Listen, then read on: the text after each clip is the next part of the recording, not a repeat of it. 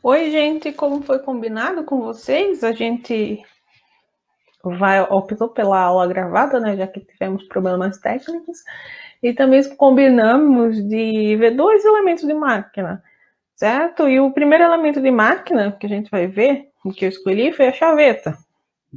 Elemento simples, e a gente vai ver o material, o dimensionamento, quais os tipos, certo? Primeiramente, o que é uma chaveta? A chaveta é um elemento mecânico fabricado em aço e sua forma, em geral, é retangular ou semicircular. A chaveta se interpõe no eixo e uma peça, certo? Seja ela engrenagens, polias, volantes e etc. Qual que é a finalidade? Unir dois elementos, certo? Na união desses dois elementos mecânicos, ela transmite o movimento, transmite o torque nesses elementos unidos pela chaveta.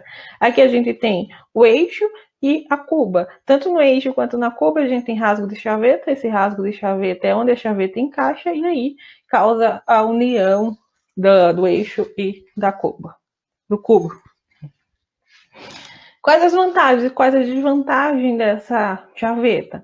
A principal vantagem é que tem uma fácil montagem e desmontagem, que é só encaixe, né? Então é bem simples de montar e desmontar. Baixo custo de fabricação, que é uma peça bem simplificada, então a fabricação é bem simples. E as principais desvantagens é que ela diminui a resistência da árvore e do cubo e diminui a exatidão da concentricidade entre a árvore e o cubo. A gente tem falado muito sobre desalinhamento, desbalanceamento, e como a chaveta tem uma massa a mais, então, e de um material diferente, provavelmente, do eixo, né? E do cubo, isso causa um certo desalinhamento e desbalanceamento, certo? Então, ela diminui essa exatidão, diminui a exatidão da concentricidade. Existem diversos tipos de chaveta e essas construções são padronizadas por normas, certo? Elas podem ser classificadas de três tipos: de cunhas, paralelas e de disco. A chaveta de cunha, elas têm esse nome, tá? Ela está representada aqui. Por quê? Porque elas são parecidas com a cunha. Uma de suas faces é inclinada e a outra é paralela. E essa face inclinada é para facilitar a união dos elementos. Essa chaveta de cunha, ela se divide em dois grupos: o grupo de chavetas longitudinais e o grupo de chavetas transversais, também chamadas de chavetas de pino. As chavetas longitudinais também são chamadas de afunilada, cônica e inclinada. Ela é colocada longitudinalmente na extensão para unir o eixo e o cubo, certo? Ela é colocada longitudinalmente. Sua inclinação é de 1 para 100, e isto é uma causa das limitações de sua utilização em elementos de cubo curto, quando se exige grande precisão de concentricidade e alinhamento, certo? Porque com 1 para 100 ficaria muito inclinado. As chavetas transversais são colocadas transversalmente, certo? São aplicadas em união de peças que transmitem movimentos rotativos e retilíneos alternativos. Essas chavetas transversais existem de dois tipos, e uma delas é a inclinação simples, em que a chaveta é inclinada só de um lado, e a outra é a inclinação dupla, ela é inclinada dos dois lados, certo? Temos também uma chaveta bem simples, que é a chaveta paralela. É igual à chaveta de cunha, só que os dois lados são paralelos, não existe inclinação.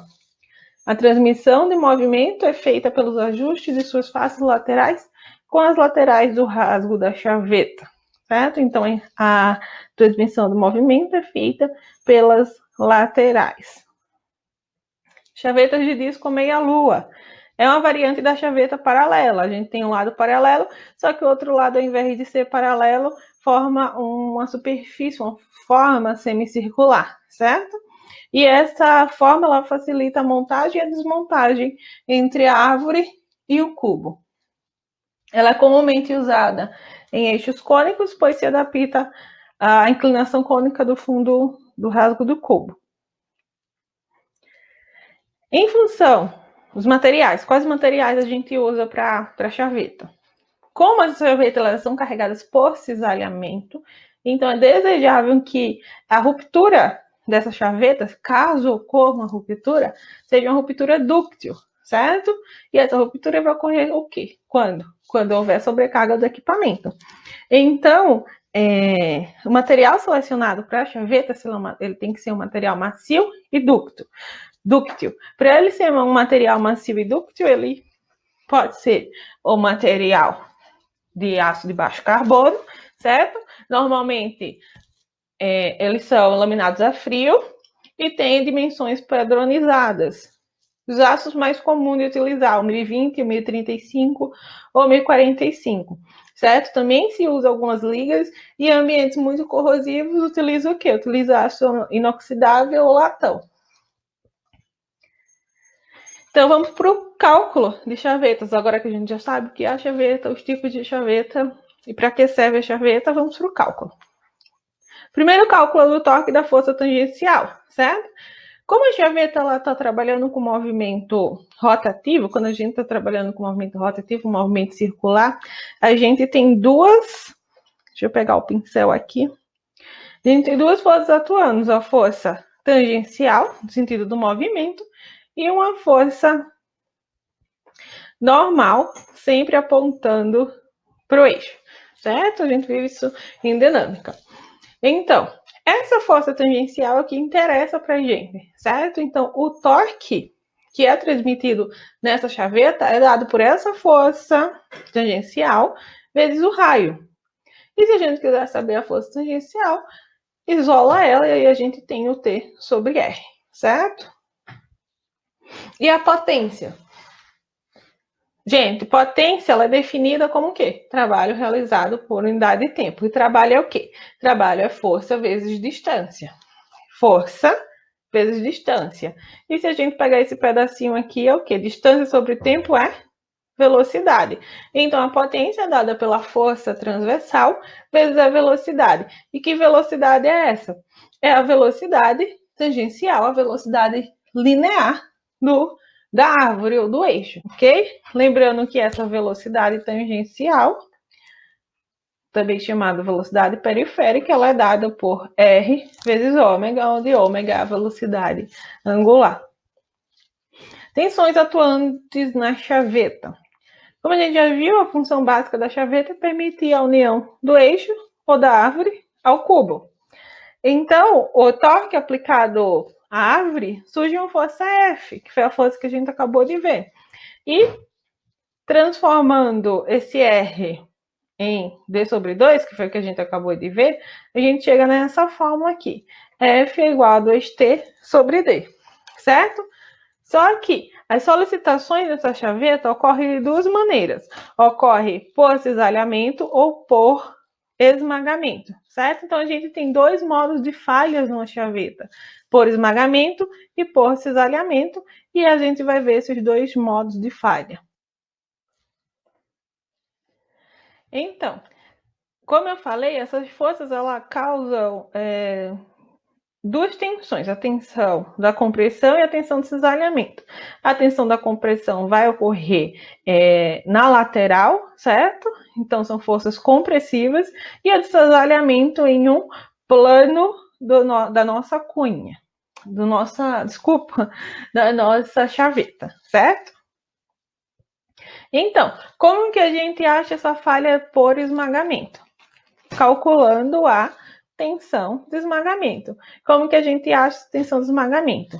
Sigma, certo? Sigma de tensão é igual a F, que é a força de esmagamento, dividido pela área desse esmagamento, certo? A área em que essa força está atuando, essa força está fazendo com que a chaveta esmague, certo? Sofra esse esmagamento. Vocês devem ter visto isso em resmate, então é só lembrando, tá? Então, vamos lá. Essa área de esmagamento, deixa eu voltar aqui, seria essa partezinha aqui. E que área seria essa? Seria L vezes H menos T, certo? L vezes H menos T. Então, substituindo a área por L vezes H menos T, a gente chega aqui nesta fórmula, certo? Então, por cisalhamento. Por cisalhamento, vocês sabem que é representado pela letra tal, e é igual a força sobre a área de cisalhamento. O que é que vai mudar aqui? Vai mudar a área. Se antes era a área de esmagamento, agora é a área de cisalhamento. E a área de cisalhamento, voltando aqui no desenho, é a área de todo esse plano, que seria B vezes L, certo? Então, aqui, B vezes L. Substituindo na fórmula da tensão, a gente chega aqui nesta formulinha. O próximo passo será comparar as tensões atuantes com as respectivas tensões admissíveis, certo? E as tensões admissíveis? O que é a tensão admissível para começo de história? A tensão admissível é a tensão recomendada para aquele material suportar, certo? É a tensão máxima para a qual ele foi projetado. Existem a tensão admissível e a tensão de escoamento. A tensão de escoamento é quando o material sai da zona elástica e começa a sofrer deformação plástica, começa a sofrer uma deformação permanente, certo? Então, essa tensão admissível é sempre menor que a tensão do escoamento. Por quê? Porque existe o fator de segurança. Então, vamos lá. A tensão admissível de esmagamento pode ser determinada em função da resistência ao escoamento de compressão do material e o fator de segurança. Então, a tensão admissível é igual à tensão de escoamento dividido pelo fator de segurança. Só lembrando que a gente está estudando as tensões para cargas consideradas estáticas, certo? Então, são cargas que não causam falha por fadiga. Falha por fadiga já entra em tensões que não são consideradas estáticas e que são um pouco mais complicadas de calcular e analisar, mas a gente vai ver aqui também. Se o torque da árvore for constante com o tempo, logo a força também será. Assim, a tensão admissível por cisalhamento também pode ser determinada em função da resistência ao escoamento por cisalhamento do material e o fator de segurança. Do mesmo modo que a tensão de esmagamento, tensão admissível de esmagamento, a tensão de cisalhamento também pode ser calculada, quase que não saía, dessa maneira, certo? Tensão de cisalhamento de escoamento dividido pelo fator de segurança. Já se o torque da árvore for variável com o tempo, então a gente vai ter uma falha por fadiga, certo? Uma falha por fadiga de cisalhamento. Então, quando a gente tem uma falha por fadiga, quando a carga já não é mais estática, a gente tem duas abordagens: fazer uma abordagem de fator de segurança e fazer uma abordagem de tensão média alternada. Abordagem de fator de segurança. Nesta abordagem, em ambos os casos, o valor do coeficiente de segurança, do fator de segurança, vai variar entre 1,5 e 2,5. A gente usa 1,5 quando as solicitações são estáticas e no caso em que envolve fadigas, que a gente tem solicitações alternadas, a gente usa um fator de segurança de 2,5, certo? E agora a abordagem das tensões média e alternada. O torque no eixo ele vai ser variável com o tempo, então a falha por fadiga por cisalhamento é possível.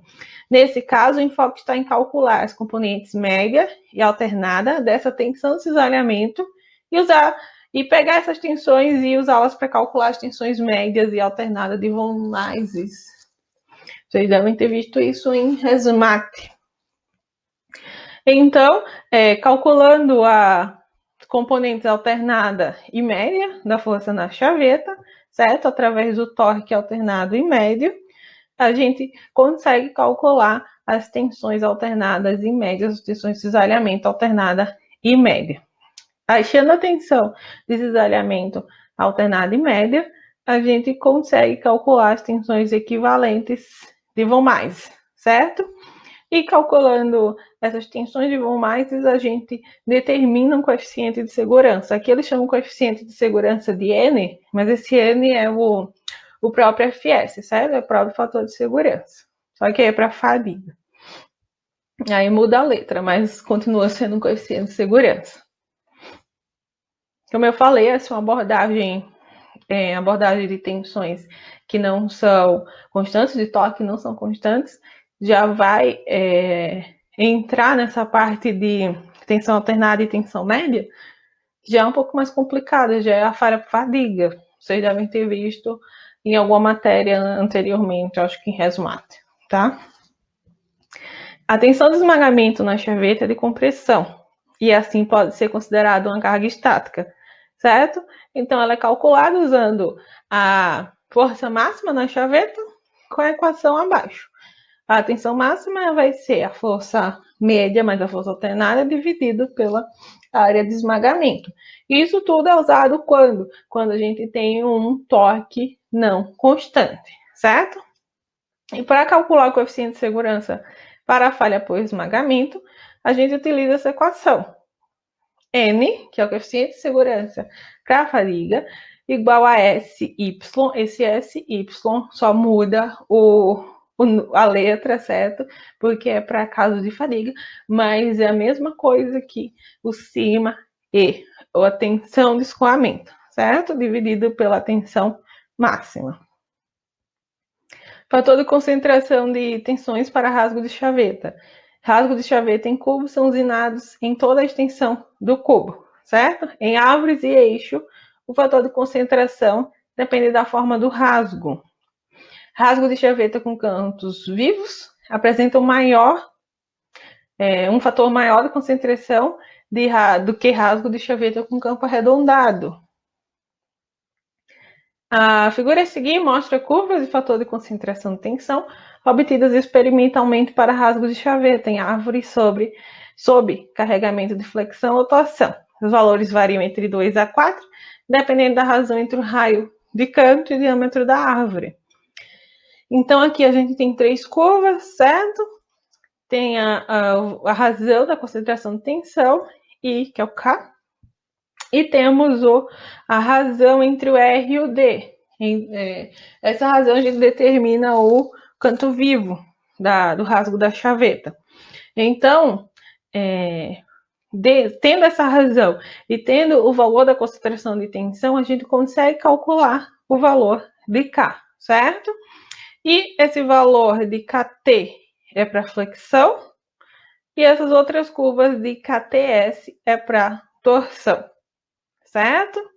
Os fatores de concentração de tensão para rasgo de chaveta obtido para árvores em flexão, KT e para torção, KTS, devem ser utilizados aqui nessas duas fórmulas para a gente obter o KF e o KFS. KF para flexão e KFS para torção. Esse F daqui é de fadiga, tá, gente? Da fórmula.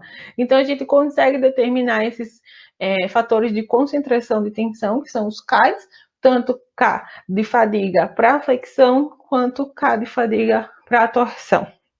A sensibilidade ao entalhe, que é a letra Q, pode ser conseguida graficamente pela fórmula de Cohen-Hardrat. Não sei falar. Em termos da constância de Hilbert e do raio do rasgo R, ambos expressos em polegadas.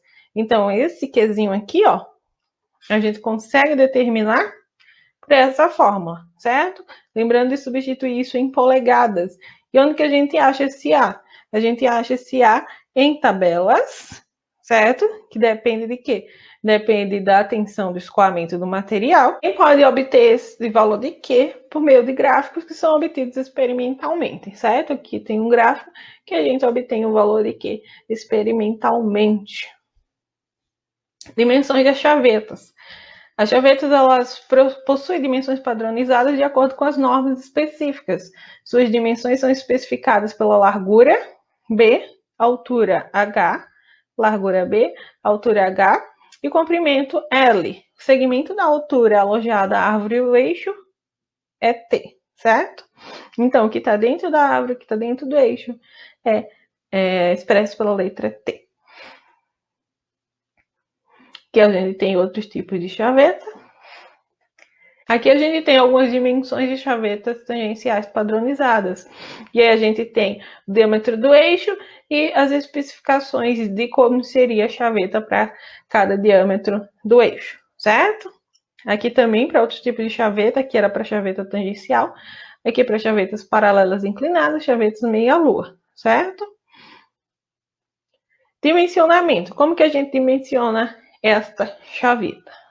Como visto anteriormente, a única dimensão que não é padronizada e deve ser dimensionada é o comprimento L, certo? Então, a gente vai ter a altura, a largura, só precisa saber qual que vai ser o comprimento dessa chaveta. Então, para determinar L, a gente usa os cálculos das chavetas e os critérios relacionados a seguir, A, B, C, D. O critério A diz que o comprimento da chaveta deve ser menor que 1,5 vezes o diâmetro da árvore ou eixo para evitar a torção excessiva com deflexão do mesmo. Se for necessária maior resistência, então coloca 2 chavetas, certo? No B, diz que, por uma questão de estabilidade entre a árvore e o cubo, adota-se o comprimento da chaveta vai ser igual ao comprimento do cubo. Então, na maioria dos casos, o que se faz é uma verificação para determinar se o comprimento mínimo da chaveta vai ser maior que o comprimento do cubo. Podemos, nesse caso, usar 2 ou 3 chavetas entre o cubo e a árvore. Então, a gente faz o cálculo de dimensionamento, que a gente vai fazer daqui a pouco. E aí, se aquele comprimento der maior que o comprimento do cubo, a gente usa 2 chavetas, certo? Se der menor, então a gente usa o comprimento total do cubo. Letra C. Considerando que geralmente adota-se para comprimento do cubo o valor que varia de 1,25D a 2D, onde D é o diâmetro da árvore ou eixo, o critério B pode contradizer o critério A. Então, quem que vai ver o que é mais conveniente e mais seguro para cada caso? O projetista, certo? Porque o critério B fala o quê?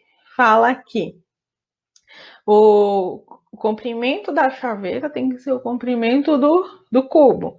E o A fala que o comprimento deve ser menor que 1,5 vezes o diâmetro da árvore. Então, um fala uma coisa diferente do outro. Quem que vai escolher? O projetista, certo? E o D fala que o projeto da chaveta para uma dada aplicação deve garantir que o torque de operação seja transmitido sem falha. Enquanto torques gerados por condições de sobrecarga, tais como emperramento ou engrimpamento de um componente do sistema, provoca o isolamento da chaveta na interface com a árvore cubo, certo? Então, sabido disso, vamos pegar um estudo de caso. É uma parte do estudo de caso, certo? É uma parte onde envolve um dimensionamento da chaveta. Como que a gente faz? Então, é um estudo de caso, é uma caixa redutora de velocidade com engrenagem, certo? E aí a gente vai precisar de chaveta. Então, continua o estudo de caso especificando chavetas apropriadas para 2 engrenagens no eixo intermediário para prover um fator de segurança 2, e as engrenagens devem ser furadas por encomenda e fixadas por chaveta, as especificações requeridas. Informação obtida previamente inclui o seguinte: que o torque é de 350 e o diâmetro do furo é 42 milímetros. Qual que é o primeiro passo? O primeiro passo é achar a força, certo? A gente tem o torque, tem o raio, tem o diâmetro, tem o raio. Então, a gente acha a força, certo? A força é o torque sobre o raio e a gente chega numa força de 16,67 kN. Segundo passo, a gente vai na tabela do Shigley, certo? Na tabela 7.6, vê para um diâmetro de eixo de 42 milímetros. Então, a gente tem o diâmetro de eixo acima de 36 até 44. Então, a gente tem essas duas opções de chaveta, com largura 10 e altura 6, e com largura e altura 10, ou seja, uma chaveta quadrada. A gente vai escolher essa quadrada, certo? Então, W vai ser 10 e o H também vai ser 10 milímetros. Passo 3, escolher o material. Como que a gente escolhe esse material? A gente viu que tem que ser um aço ducto, de baixo carbono, e tem que ser laminado a frio, certo? Então, eu escolhi esse aço aqui, o 1020, certo? E esse CD significa que ele foi estirado a frio, certo? E, então, a gente escolhe esse material. O que é que a gente precisa saber desse material? Precisa saber a tensão do escoamento. E, nesse caso, a tensão do escoamento é 390 megapascal. Quarto passo, verificar a falha por esmogamento para achar o L.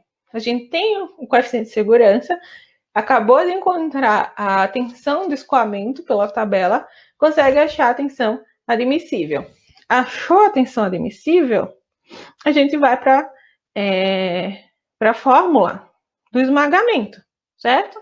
Eu tenho que achar alguma fórmula que entrasse a tensão admissível, que é o que eu tenho, e que desse para encaixar o L, que é o que eu quero achar. Então, essa fórmula, a gente consegue isso, certo? A tensão admissível, quem é? 195 megapascal. A força, a gente achou que é 16,67 kN, certo? Dividido pela área de esmagamento. Qual que é a área de esmagamento?